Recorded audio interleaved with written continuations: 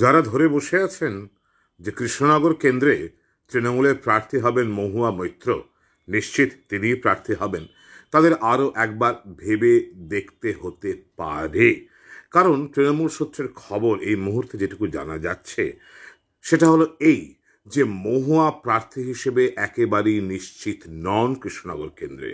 কারণ দলের একটা বড় অংশ জেলার তো বটেই, নদিয়া জেলার তো বটেই, এবং রাজ্য স্তরের নেতৃত্বের একটা বড় অংশ তারা মহুয়াকে নয়, কৃষ্ণনগরে কোনো এক মুসলিম প্রার্থীকে চাইছেন। এ নিয়ে কোনো সংশয় নেই যে কৃষ্ণনগর লোকসভা কেন্দ্রে 26% ওপর মুসলিম ভোটার।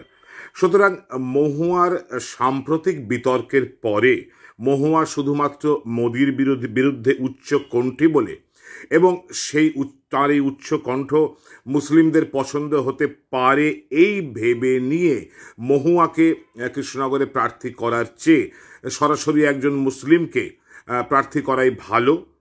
এবং আর একটা কথা এখানে বলতে হয় যে মহুয়ার কংগ্রেস ঘনিষ্ঠতা ইদানিং যেরকমভাবে দেখা যাচ্ছে, দলনেত্রী তেমনভাবে পছন্দ করছেন না বলেই খবর। তাহলে কে হতে পারে প্রার্থী?